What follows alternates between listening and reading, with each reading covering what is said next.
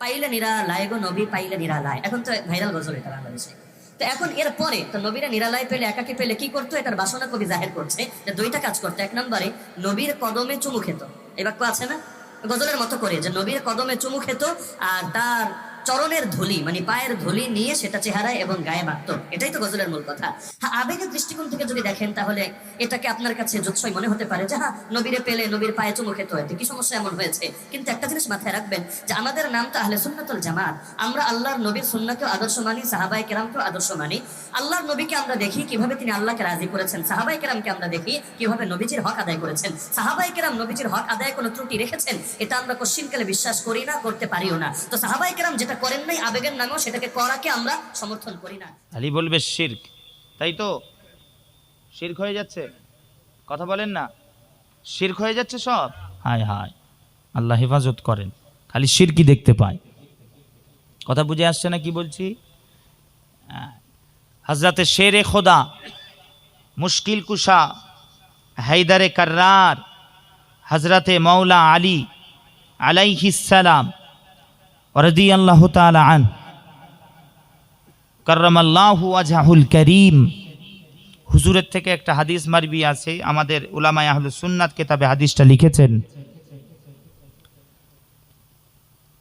যে নবীজির ওফাতের ইন্তেকালের পর্দা নেওয়ার 3 দিন পর একটা গ্রাম্য লোক, একটা ব্যক্তি এসে নবীজির রওজা মুবারকের ইয়ানি নবীজির কবর শরীফের সামনে বসে ধুলোবালিগুলো মাখছে গায়ে, নিজের গায়ে মাখছে ধুলোবালি। হাদিসের কিতাবে এসেছে নিজের গায়ে ধুলোবালি মাখছে আর বলছে ইয়া রাসূলুল্লাহ ইয়া হাবিবাল্লাহ হুজুর, আমি নাফসের উপরে জুলুম করে ফেলেছি হুজুর। ইয়া রাসূলুল্লাহ ইয়া হাবিবাল্লাহ হুজুর, আমি বড় গুনাহ করে ফেলেছি হুজুর, আমাকে মাফ করে দেন। তো হযরতে শেরে খোদা হযরতে আলী হুজুর বলছেন আল্লাহর কসম, আমরা মসজিদে নববী শরীফে শুনতে লেগেছি আল্লাহর কসম যে রওজা মুবারকের ভেতর থেকে নবীজি কবর শরীফের রওজায়ে আতহারের রওজায়ে মুকাদ্দাসের ভেতর থেকে নূরের জবানে মুবারক থেকে ইরশাদ করে ওই ব্যক্তিকে খেতাব করে বলছেন, এই অমুক ব্যক্তি যাও, তোমাকে মাফ করে দেয়া হয়েছে, তোমাকে ক্ষমা করে দেয়া হয়েছে। জোরে বলে, আরো জোরে। জি, তাহলে রাসূলুল্লাহও ক্ষমা করেন, বোঝা যাচ্ছে। জোরে বলেন, আল্লাহও ক্ষমা করেন, নবী পাকও ক্ষমা করেন। জোরে বলেন, ওয়ালা শিরকা, কোনো শিরক নাই। খালি শিরকের ধান্দা খুলে বসেছে।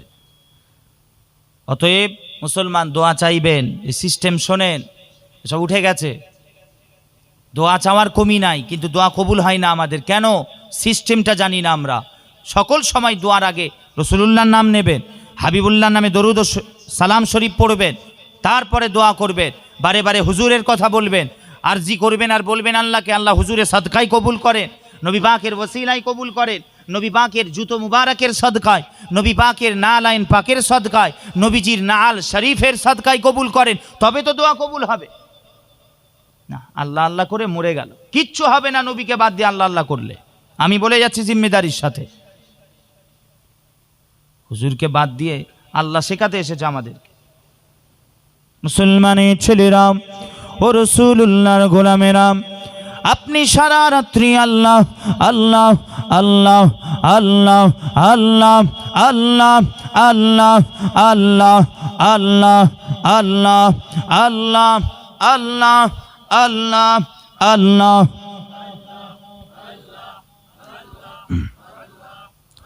মুসলমান উম্মতে মুহাম্মাদি, আপনি সারা রাত্রি আল্লাহ আল্লাহ জিকির করে আপনি দোয়া চাইতে যাবেন।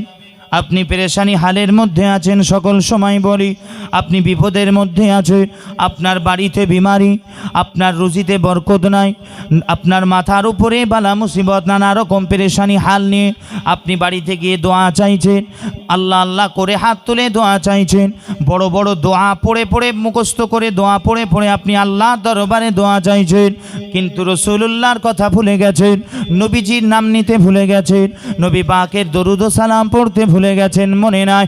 আল্লাহর কসম, আল্লাহর কসম, ওই দোয়া আল্লাহ দরবারে কবুল হবে না 100-100। হাদিসের কেতাব সাক্ষ্য দেয়, আসমান জমিনের মাঝখানে লটকাতে থাকে, ঝুলতে থাকে, পর্দার মধ্যে লুকিয়ে যায়। আল্লাহ ওই দোয়া কবুল করেন না। আমার আল্লাহ ওই দোয়া রাত করে দেন, দোয়া কবুল করেন না।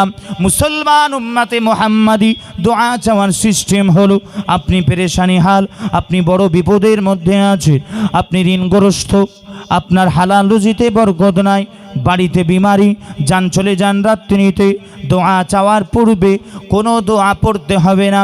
বড় বড় দোয়া আপনার মুখস্থ নাই, বড় বড় দোয়া আপনার জানা নাই, কিছুই পড়তে হবে না। যান শুধুমাত্র আমার আপনার নবী দিন ও দুনিয়ার বাদশাহ হাবিবুল্লাহ হুজুরের উপরে দরুদ ও সালাম পড়ে, বেশি বেশি করে রসুলুল্লাহর উপরে দরুদ ও সালাম পড়ে আমার আল্লাহর দরবারে দুটো হাত তুলে দিয়ে আল্লাহর কাছে আরজি করে, আমার মাওলা, আমার পরওয়ারদিগার, আল্লাহ বড় পেরেশানি হালের মধ্যে আছি, আল্লাহ বড় বিপদের মধ্যে আছে, আল্লাহ ঋণগ্রস্ত মাওলা, আল্লাহ বাড়িতে বিমারি মাওলা, আল্লাহ রুজিতে বরকত দান করে।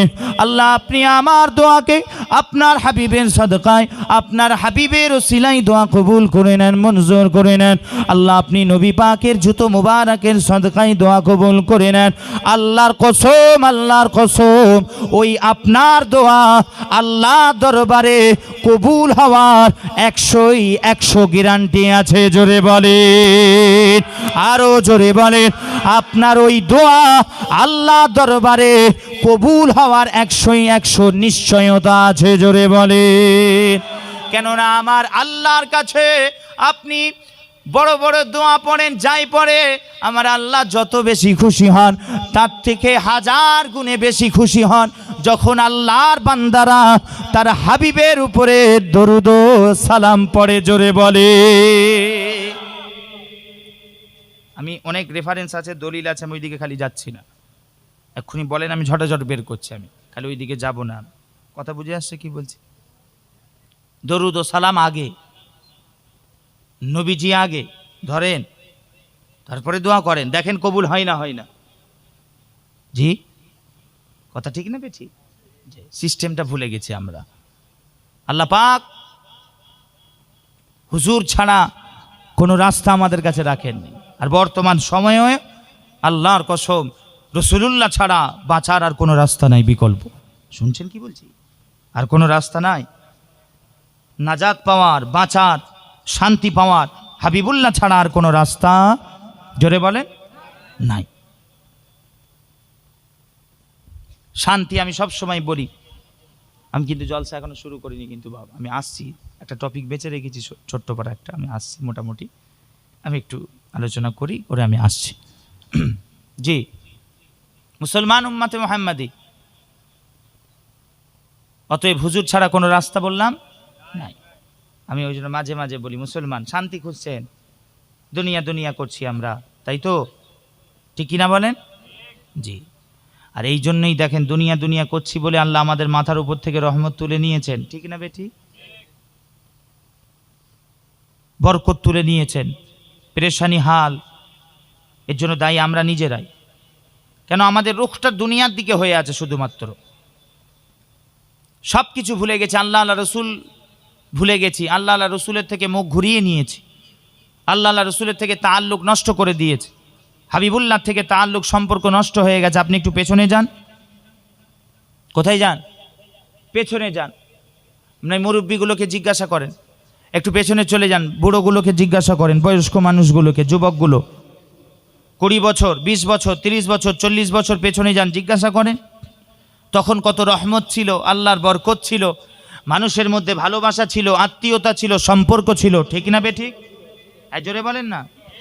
হ্যাঁ, আমি আরও বলি যে ফ্যামিলির মেম্বার 12 জন, হ্যাঁ তখন কামাতো, ফ্যামিলির মেম্বার 12 জন, সদস্য 12 জন বাড়ির পরিবারের, কামাতো একজন,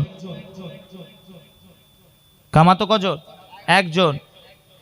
বাড়ির সকলে, পুরো ফ্যামিলির পরিবারের সদস্য খেয়ে দিয়ে উঠে বসে মেখে আরামসে চলে যেত, আলহামদুলিল্লাহ। আর এখন পরিবারের সদস্য 12 জন, 12 জনের মধ্যে কামাচ্ছে 11 জন, একজন হয়তো শুয়ে আছে, 11 জন এসে বলছে এই ওঠ, চল চল কামাবি, চল, শুয়ে শুয়ে খাবে, হ্যাঁ আমরা কামাচ্ছি কত, মানে তাতেও কম পড়ে যাচ্ছে, বুঝতে পারছেন না? তার মানে কি? আল্লাহর কসম, আল্লাহ মাথার উপর থেকে আমাদের রহমত তুলে নিয়েছেন। কেন? আমরা বেগানা হয়ে গেছি। আল্লাহও দেখছেন এরা সারা দিন রাত্রি এরা দুনিয়ার মধ্যে পড়ে আছে, মোবাইলের মধ্যে পড়ে আছে। কথা বুঝে আসছে না?